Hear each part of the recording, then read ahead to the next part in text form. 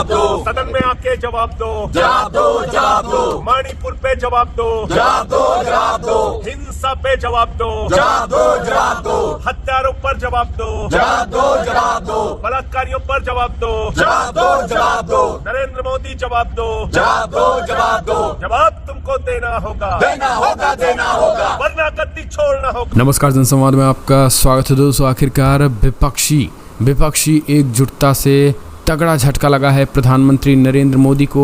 अपनी ही जाल में फंस गए हैं प्रधानमंत्री मोदी। पूरी रात डटा रहा इंडिया। संसद के बाहर मोदी ने जो ना सोचा था वो हो गया। जी हाँ, दरअसल आपको बता दें दोस्तों, आज संजय सिंह के निलंबन और मणिपुर मुद्दे पर आज रात भर ऐसे डटा रहे इंडिया वाले। मोदी की गर्दन तो अब पूरी तरीके से फंस चुकी है। जो मोदी ने सोचा ना था वो ऐसा हो गया। विपक्षी एकता में न केवल संजय सिंह और आम आदमी पार्टी के नेता बल्कि पूरा का पूरा इंडिया डटा रहा। यानी पूरा का पूरा विपक्षी जो है वो एकजुटता संजय सिंह के समर्थन में निलंबन पर रात भर संसद के बाहर डटे रहे। तो हम कह सकते हैं कि मोदी की मुश्किलें जो कम होने के बजाय और बढ़ गई हैं। ऐसे में विपक्षी एकजुटता ने एक बार फिर से मुहर लगा दी है इंडिया की एकजुटता पर। तो दोस्तों आपको बता दें, सीधे तौर पर देख सकते हैं कैसे सभी सांसद दिख रहे हैं। सभी सांसदों के साथ साथ यहाँ पर लगभग सभी सांसद के प्रतिनिधियों ने इस बात को कहा। सभी सांसदों ने संजय सिंह के समर्थन में, चाहे संजय रावत हों, इमरान प्रतापगढ़ी हों, चाहे फिर वो संजय रावत शिवसेना की प्रियंका चतुर्वेदी हों, हर वो सांसद जो है वो संजय सिंह को अपना समर्थन दिया। यहाँ तक हनुमान बेनीवाल ने भी संजय सिंह को अपना समर्थन दिया है। तो वीडियो जो है वो सोशल मीडिया में वायरल हो रहा है कि कैसे दिग्गजों ने जो है वो संजय सिंह के समर्थन में अपना योगदान दिया, अपना समर्थन दिया और रात भर डटे रहे इंडिया वाले। तो अब फंस गई है असल में मोदी की गर्दन। ज़रा सुनिए क्या कुछ कहना है संजय सिंह के समर्थकों। यहाँ हम आज खड़े हैं ये देश के डेमोक्रेसी लोकतंत्र की सबसे बड़ी पंचायत है। सामने एक बड़ा इतिहास खड़ा है। और हमारे पीछे जो नया संसद भवन बना है, मोदी जी ने बनाया है, उसका उद्घाटन किया है। वो मोदी जी का नया इतिहास है। लेकिन क्या सचमुच ये नई इमारतें बनाकर आप लोकतंत्र की रक्षा कर पा रहे हो? अगर आप लोकतंत्र के लिए इस प्रकार से नई संसद भवन बनाते या प्रधानमंत्री बन गए हो, तो आज मणिपुर के बारे में राज्यसभा में जो हुआ है उससे मैं हंगामा नहीं कहता हूँ। संजय सिंह को जिस तरह से निलंबित किया, सस्पेंड किया, ये लोकतंत्र की या संसद के कौन से कानून में कहता है? हमारा सवाल क्या था कि जो मणिपुर में हो रहा है, महिलाओं की नेकेड परेड, हिंसाचार लगभग 3 महीने से चल रहा है और प्रधानमंत्री या पूरी सरकार उसके ऊपर मौन व्रत बनाकर बैठे। प्रधानमंत्री ने चुप्पी कब तोड़ी? जब सर्वोच्च न्यायालय के मुख्य न्यायाधीश चंद्रचूड़ साहब ने एक टिप्पणी की, उसके बाद प्रधानमंत्री ने यहाँ आकर बात की, वो भी सदन के बाहर, जब सदन चल रहा है। अगर हम लोग चाहते हैं कि सदन में मणिपुर के ऊपर चर्चा हो और ये चर्चा हमारे देश के प्रधानमंत्री भी सुने और उसके ऊपर उनकी राय दे, वो आए, सुने हमारी बात। अगर ये अपेक्षा यहाँ का अपोजिशन करता है तो उसमें गलत क्या है? हमने लगभग 25 साल इस सदन में निकाले हैं, लेकिन इस प्रकार की स्थिति हमने कभी देखी नहीं। संजय सिंह एक पत्रकार भी रहे, अपनी सोच है उनकी। अगर हमारे उपराष्ट्रपति हमारी बात मानने को तैयार नहीं, तो लोकतंत्र में हमको अधिकार दिया उनके सामने जाकर हमारी बात कहे। बेडर होकर, निर्भय होकर संजय सिंह सामने चले गए तो उनको निलंबित कर दिया। लोकतंत्र अगर बचाना है, ये देश को बचाना है और मणिपुर जैसी स्थिति पूरे देश में पैदा न हो, तो मुझे लगता है हम सभी को निर्भय होकर ये जो एक चल रही है तानाशाही, डिक्टेटरशिप, उसके खिलाफ खड़ा होना पड़ेगा, लड़ना होगा। चाहे संजय सिंह हो, चाहे संजय राउत हो, चाहे और कोई हो, हमको कुचलने की कोशिश करेंगे। लेकिन हम डरेंगे नहीं, हम लड़ते रहेंगे, देश को बचाएंगे। संजय सिंह का निलंबन देश के लोकतंत्र के लिए सबसे बड़ी खतरे की घंटा बज रही है। इसलिए हम सभी संजय सिंह की इस लड़ाई में उनके साथ है और रहेंगे। सबको एक ही मंत्र हमको देना है, भाई ये मौका है कि डरो मत और लड़ो। जिस तरीके से संजय सिंह जी को आज पूरे सत्र के लिए निलंबित किया गया, मैंने अपने लंबे पॉलिटिकल कैरियर में आज तक इस तरह का कोई कार्य चेयर से होते नहीं देखा। संजय सिंह केवल चेयर से ये पूछने गए थे कि मेरे नोटिस का क्या हुआ, और तब तक इनको निलंबित कर दिया पूरे सब। It is unthinkable. और क्या कहूँ चेयर के बारे में, यहाँ तो नहीं कहूँगा, किसी दिन कहना पड़ेगा तो कहूँ। बहुत ही बिल्कुल डिक्टेटोरियल एटीट्यूड हो जाता है। इससे पहले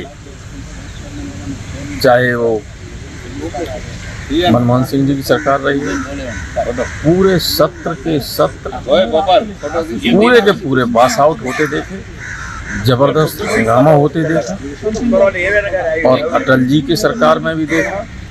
लेकिन कभी किसी चेयर ने, चाहे लोकसभा के स्पीकर हों चाहे राज्यसभा के चेयरमैन हों, किसी व्यक्ति को निलंबित नहीं किया। इससे ज़्यादा हुआ। मैं तो 92 से हूँ यहाँ, लगातार लोकसभा में ही रहा हूँ, राज्यसभा में हूँ ही, कभी ऐसा नहीं देखा।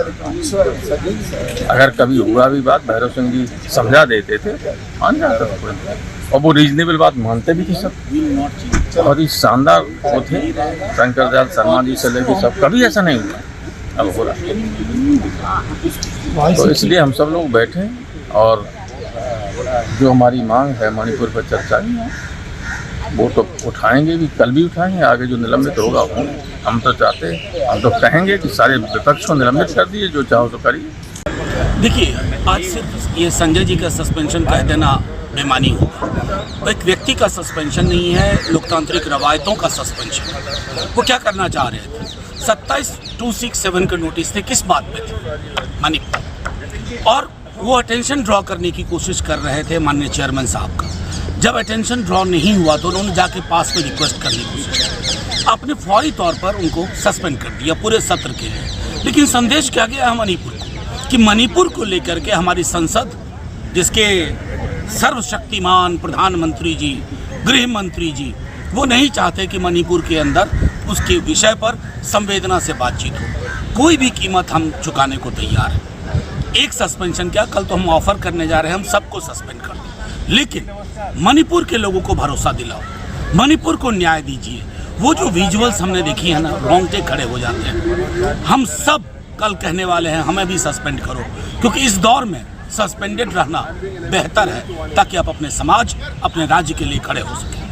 सदन में आके जवाब दो, जवाब दो, जवाब दो, मणिपुर पे जवाब दो, जवाब दो, जवाब दो, हिंसा पे जवाब दो, जवाब दो, जवाब दो, हत्यारों पर जवाब दो, जवाब दो, जवाब दो, बलात्कारियों पर जवाब दो, जवाब दो, जवाब दो, नरेंद्र मोदी जवाब दो, जवाब दो, जवाब दो, जवाब तुमको देना होगा, देना होगा, देना होगा, वरना गद्दी छोड़ना होगा, छोड़ना होगा, छोड़ना होगा, वरना गद्दी छोड़ना होगा, छोड़ना होगा, छोड़ना होगा। नरेंद्र मोदी होश में आओ, होश में आओ, होश में आओ, होश में आके जवाब दो, जवाब दो, जवाब दो, मणिपुर पे जवाब दो, जवाब दो, जवाब दो, हिंसा पे जवाब दो, जवाब दो, जवाब दो।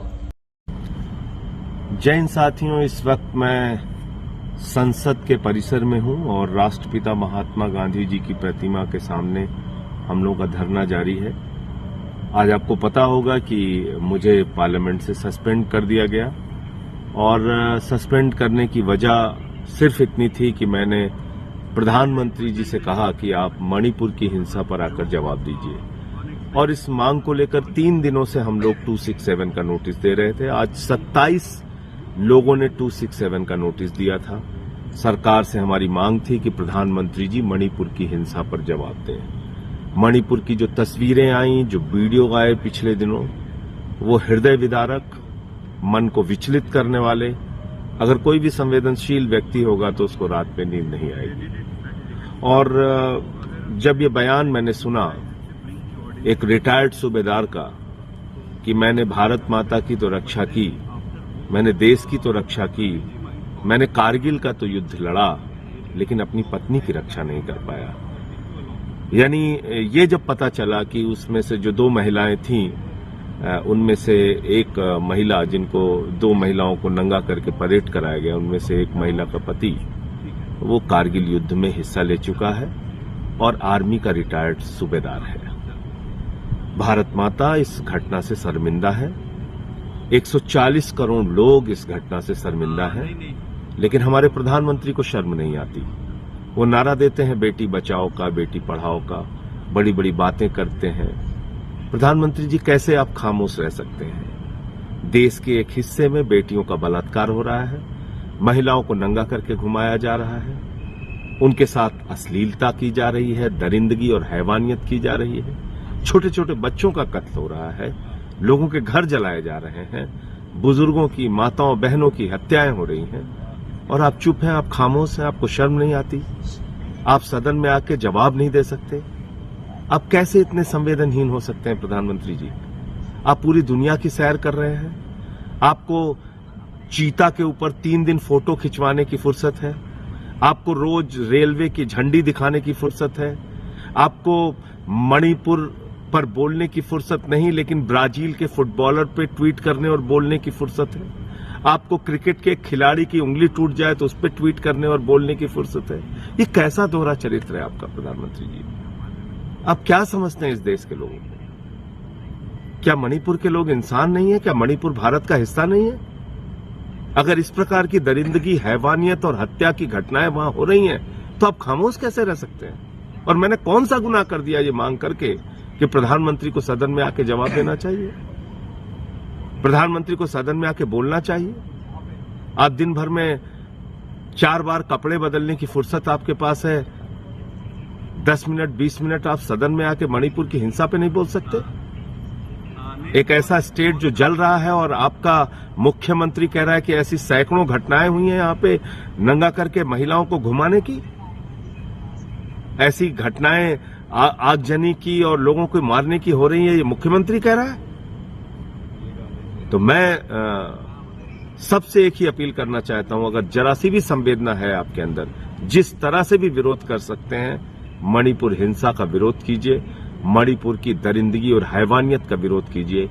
कारगिल का वो योद्धा, वो रिटायर्ड सूबेदार आपसे सवाल कर रहा है, पूछ रहा है कि मैंने तो भारत माता की रक्षा के लिए कारगिल के युद्ध में हिस्सा लिया, देश की रक्षा कर ली, अपनी पत्नी की रक्षा नहीं कर पाई। आज आप सबकी जिम्मेदारी है उस कारगिल के योद्धा की पत्नी की आवाज उठाने की। आज आप सबकी जिम्मेदारी है मणिपुर की बेटियों की, वहां के बुजुर्गों की, वहां के माताओं बहनों की, वहां के बच्चों की आवाज उठाने की। आप सबकी जिम्मेदारी है जो वहां चर्च जलाए जा रहे हैं, मंदिर तोड़े जा रहे हैं, उन मुद्दों को उठाने की। आइए हम सब मिलकर मणिपुर की हिंसा के खिलाफ अपनी आवाज बुलंद करें। जय हिंद।